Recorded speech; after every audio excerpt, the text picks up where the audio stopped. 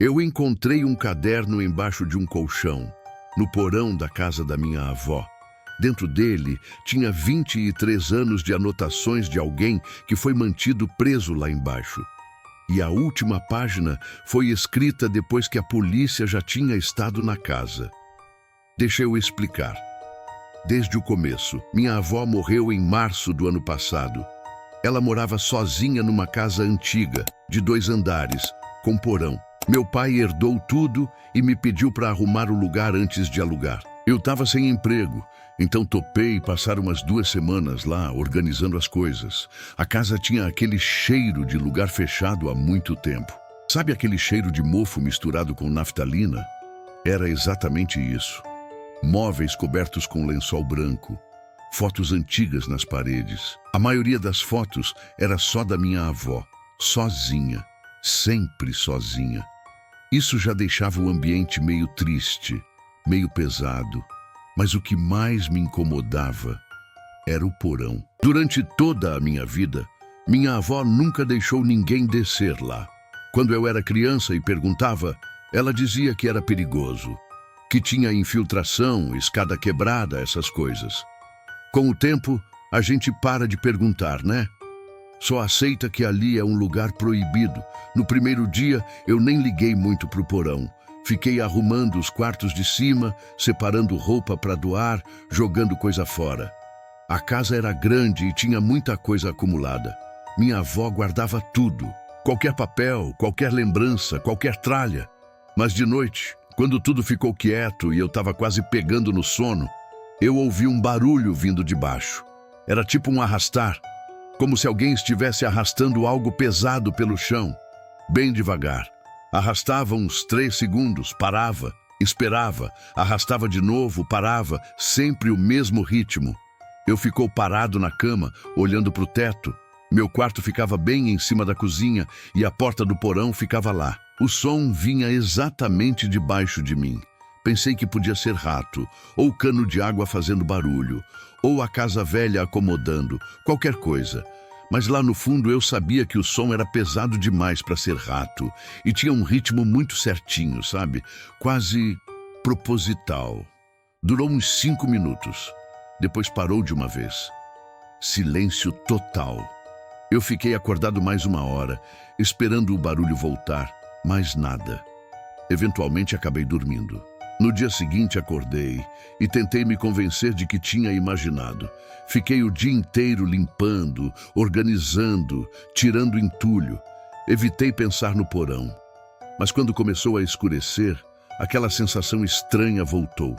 Era como se a casa inteira ficasse em suspense. Fiquei na sala vendo TV até tarde para não ter que subir para o quarto. Mas quando deu 00:30 e pouco, eu ouvi de novo.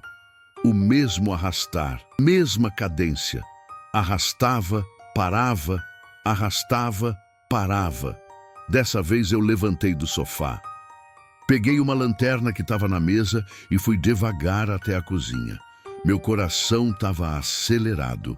A porta do porão era de madeira velha, pintada de marrom, com uma tranca de ferro grossa. Cheguei perto da porta e encostei o ouvido. O barulho estava vindo de lá de baixo mesmo. Não tinha dúvida. Coloquei a mão na maçaneta, bem devagar.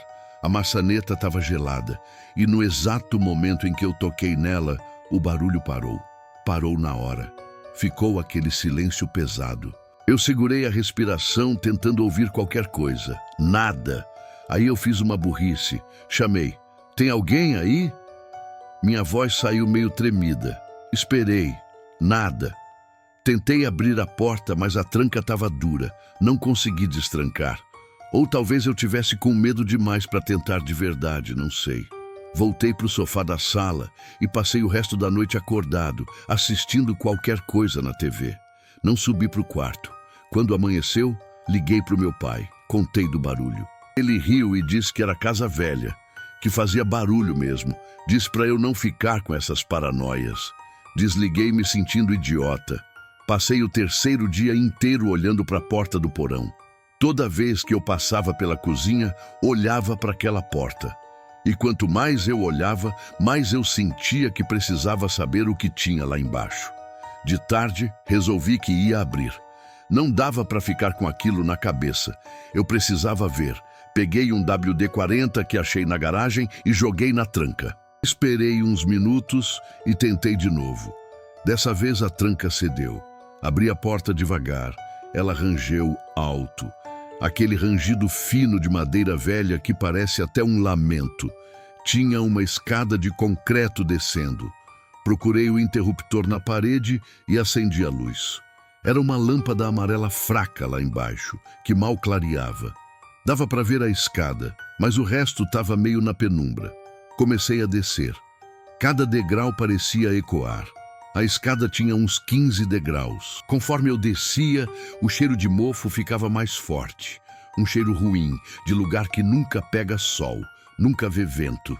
Quando cheguei embaixo, procurei outro interruptor. Achei na parede e acendi. Mais uma lâmpada fraca. O porão era maior do que eu imaginava. Devia ter uns 40 metros quadrados.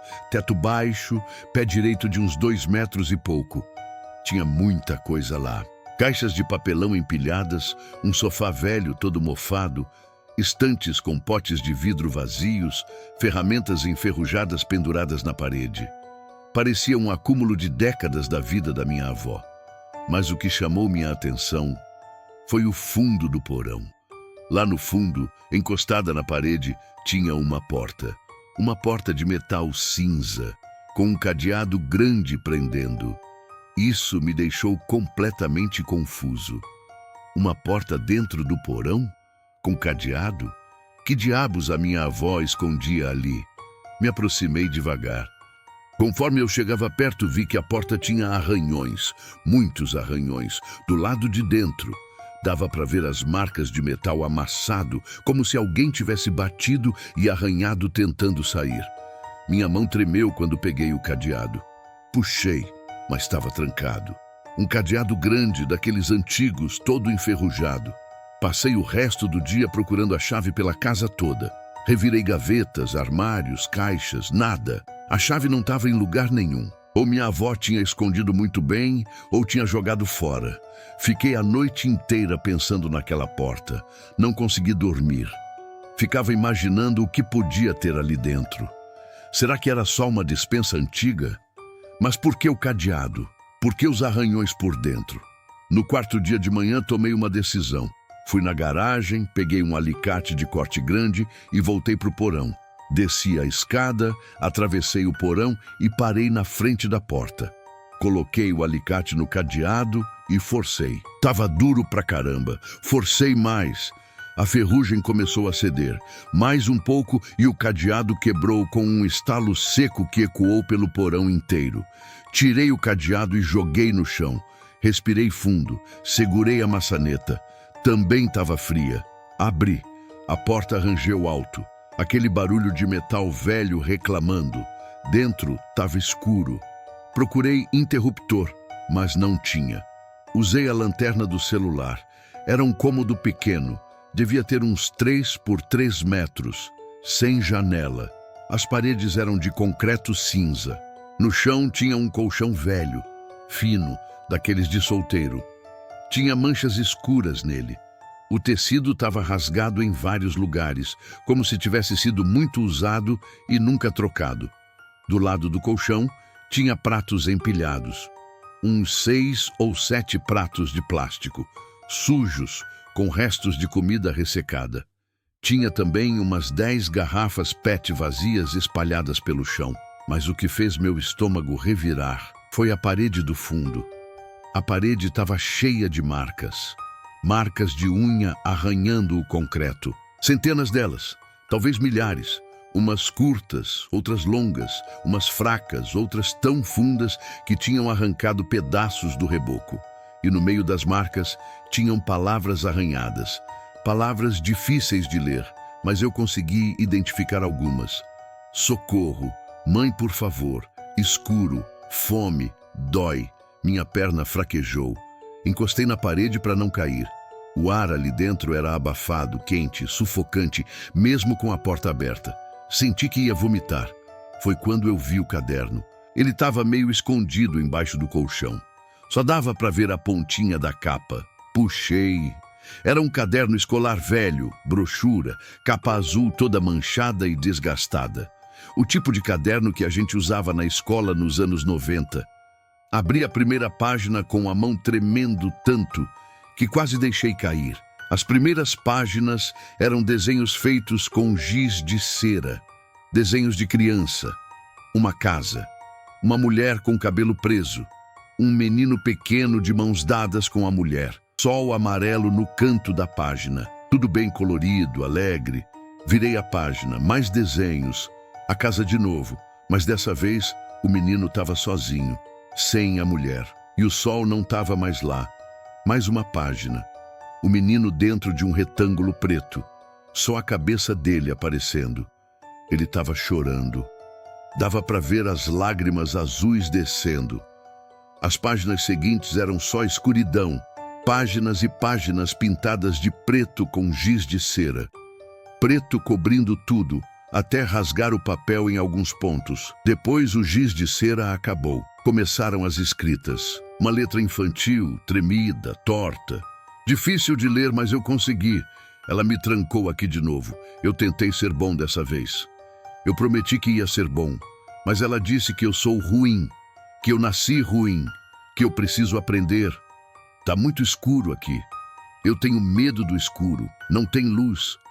Eu gritei, mas ela não voltou. Virei mais páginas. Tinha muita coisa escrita.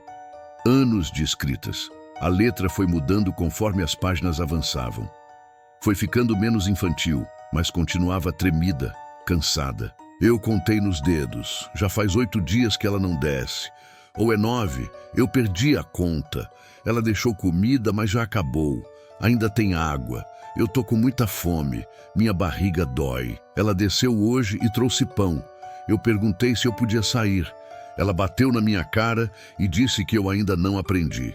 Disse que se eu gritar de novo, ela vai esquecer de mim aqui. Eu não vou gritar mais.